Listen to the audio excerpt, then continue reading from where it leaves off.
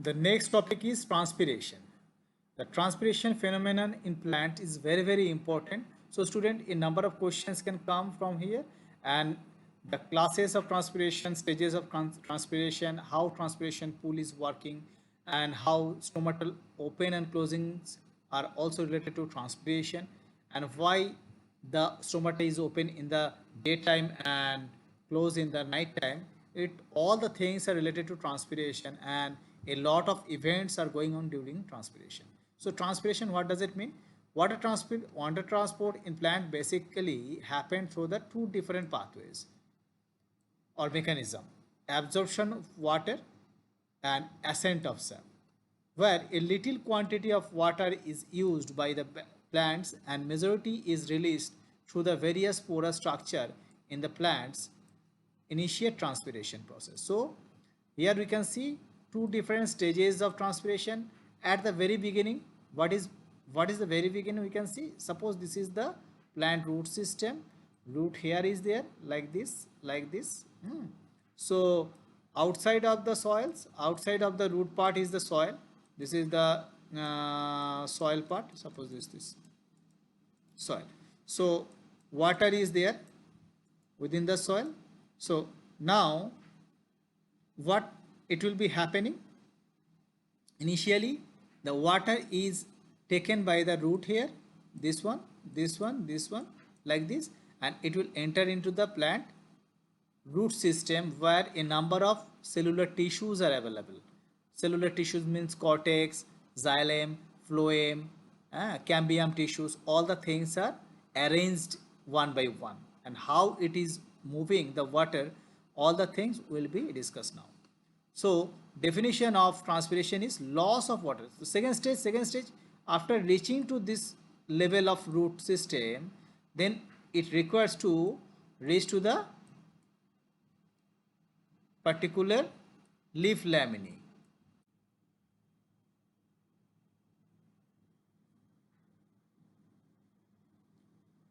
So here we can see it need to be reaches to the leaf area. So plant height is more. How is it possible? That is defined by ascent of sap.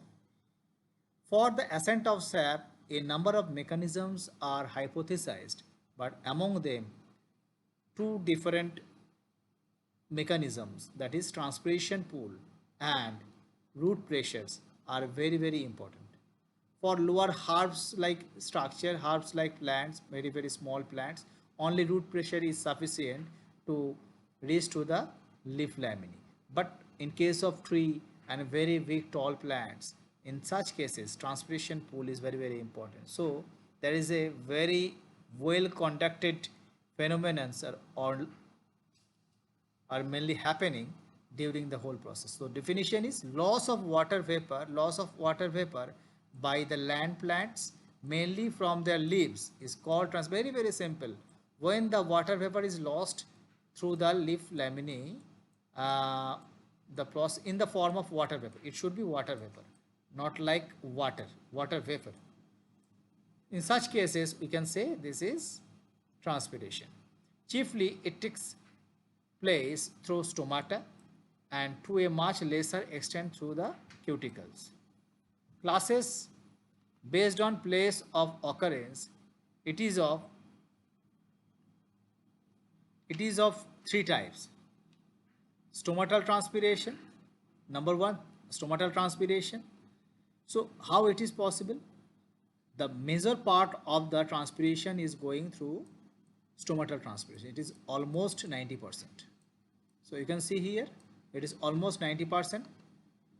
Mostly it takes place through the stomatal pores, which is surrounded by two special cells called guard cells.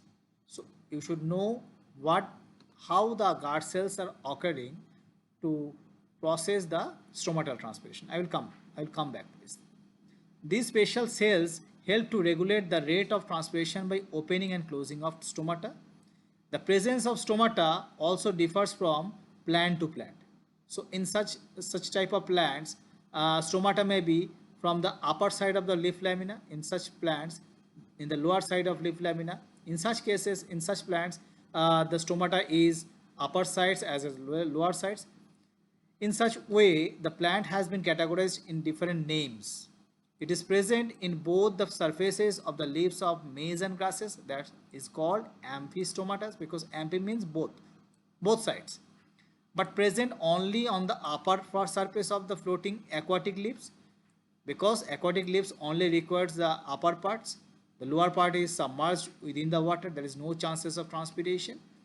And lower surface in woody plants called hypostomatous. So transpiration, if we define this, another two different ways, that is very large, only 10% will be gone through cuticular transpiration. That is means plant bark, plant stem systems basically contain cuticles, and through this transpiration going on. Though cuticle is impervious to water, but it contributes maximum of 10% of the total transpiration. It is very less, but and importance is very much less rather than stomatal transpiration. In some cases, some water may be lost by woody stems through lenticels. The lenticels are available within the shoot systems, and lenticular transpiration can be going on in such cases. This is also very less percentage. So stomatal transpiration is highest. Special type of transpiration, that is called gutations. So I just come into the point like this, how plants are going on. This is the ectodermis of the roots upper layer. There one cortex like this.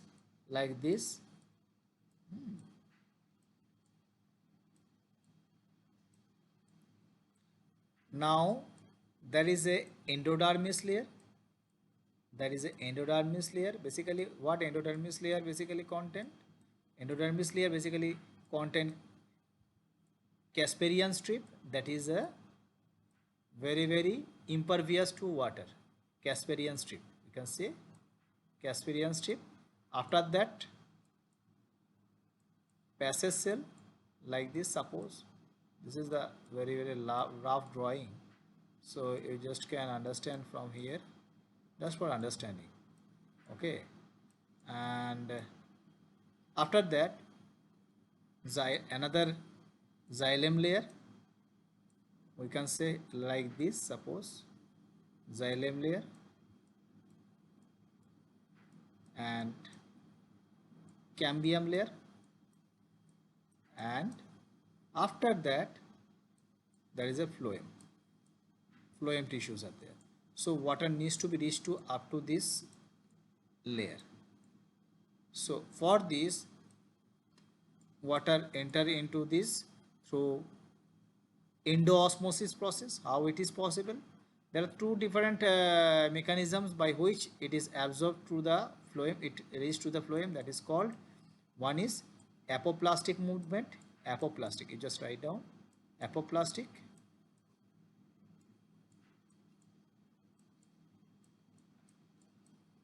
and another one is symplastic.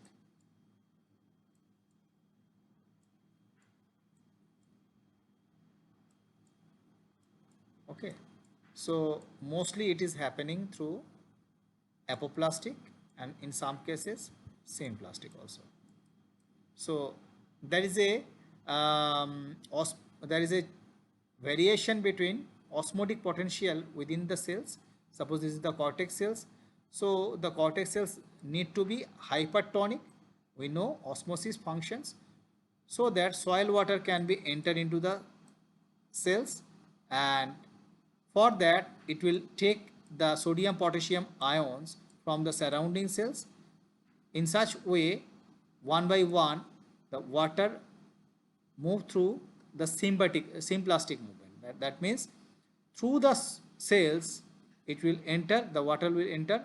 But if the cell, there is no chance of this particular symplastic movement, water will go through the intercellular space, and I just change to that color. In case of apoplastic movement, it will goes to the intercellular space, through the cell walls it will enter, and there is a one or two cells in between the Casparian strip that is not containing that particular suberin material. Suberin content. Suberin is impervious to water. So suppose this is the without superin, so that easily water enter into the cells, and again apoplastic movement, again within the cells, again it will reach to the phloem. But in case of symplastic, it needs to go through the process. Go through the process means, suppose it will go through the cells only. So in these cases, this particular endoosmosis is going on. This is a very, very simple way we can say. And transpiration pool, it is being proved that the water is mainly pulled through the plants by a driving force created by osmotic potential on the leaves stomatal aperture, and that driving force for this process is referred to as cohesion tension transpiration pool model. This is very, very important. Questions can come into the exams, and this phenomenon only responsible for active transport of water in tall plants. So in case of tall plants, there is no working of the root pressures. So in such cases, there is a transpiration pool is going on because of stomatal transpiration. Okay, and through this there is a requirements, the water will lost out from the leaves. There is a scarcity within the channels or xylems area of the plant stem system. There is a root pressure is water pressure is creating within the particular stem systems, tissue systems, and that's why from the roots, when it will reach to the phloems, it can easily move towards and it will reach to the leaves. So transpiration pool is very, very important. It is related to transpiration. And mechanism of stomatal transpiration: stomatal opening and closing of stomata, osmotic diffusions. It occurs in 3 steps: osmotic diffusion, stomatal movements, and 3 is simple diffusion. Osmotic diffusion is of water in the leaf from xylem to the intracellular space above the stomata through mesophyll cells. This is the first phase. Opening and closing of stomata, this is another way. And simple diffusion is sometimes happening when the water vapor from the intracellular space to other atmosphere through stomata. It also possible, water vapor can be released. So you can see these monocots and dicots stomatal diagrams.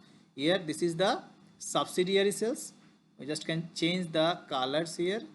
This is the subsidiary cells, this is the guard cells, typical structure, and this particular spot-like structure is chloroplast. So what it is happening during the daytime, chloroplast is huge amount of presence within the particular guard cells. So it is photosynthesized. Due to the photosynthesis, I just summarize this part on daytime. Okay, due to photosynthesis, what is happening? CO2 plus H2O plus light. Photosynthesis is happening. Photosynthesis, and it will cause, what it will cause? It will synthesize glucose, and glucose will again convert it to starch. Okay, and this starch, when the starch is present within the systems, starch within this area will be converted to malic acid. Malic acid, and this malic acid is further hydrolyzed to make malate ion and H plus ion. Malate ion is minus, sorry. Okay, so this H plus ion concentration within the guard cell will be increased. So what will be happening? If the H plus ion concentration within the guard cell will increase, so the potassium and sodium from the subsidiary cell enter into the guard cell, because this is the hypertonic area, the hypotonic. So the sodium potassium from the subsidiary cells enter into the guard cells. This is for dicot dumbbell like structure. The same functions are same. And when the sodium potassium concentration is increasing within the guard cells, automatically this will the guard cell will work as a hypertonic.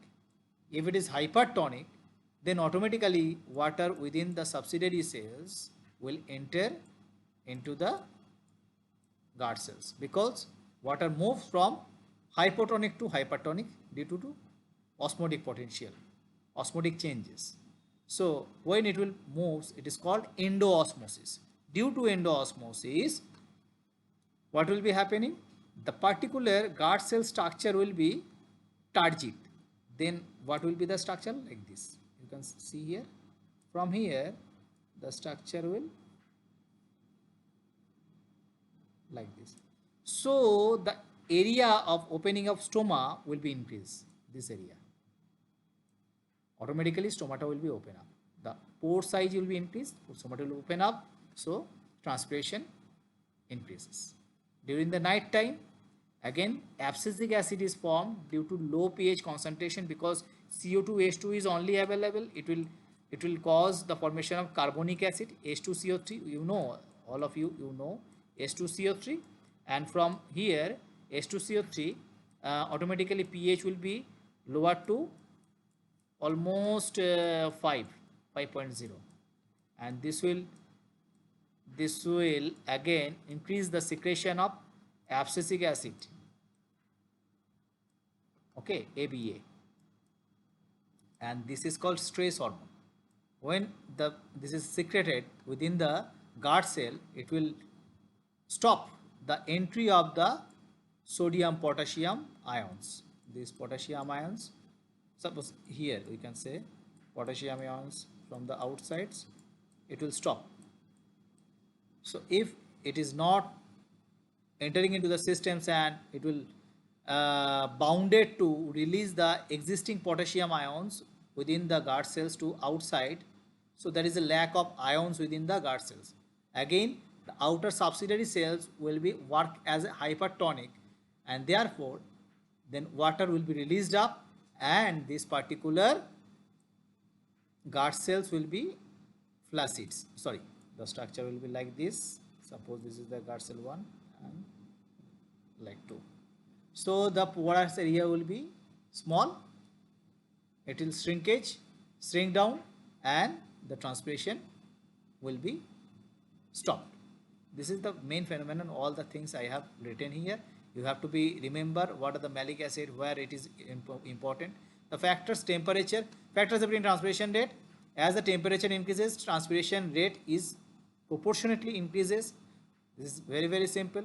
Temperature increase, that means automatically the water is dehydrated. Outer atmospheric cells, suppose this is the stomata area, the outer atmosphere is begin dry, so transpiration will be more. If higher temperature, very higher temperature, it will release the abscisic acid within the guard cells. Again transpiration will be fall down. This is the opposite side. Humidity means outer area of the water will be high outside of the lips, and stomatal area water concentration is less, so water always move from hypotonic to hypertonic. Okay, so here there is a less chance of entering into the systems. Okay, humidity is over. Light is also important for photosynthesis, and during, if the light intensity is increased, photosynthesis increase means in the daytime transpiration is increasing, as I am saying, into the opening of stomata during the daytimes. If the light intensity is very high, then again it will be work as a higher temperature. Higher temperature means the transpiration rate will be reduced. In this way, all the process are going on, the factors which affecting the transpiration rate. So student, this is up to this the topic, and hopeful we'll go for the next topic and read it carefully. All the best.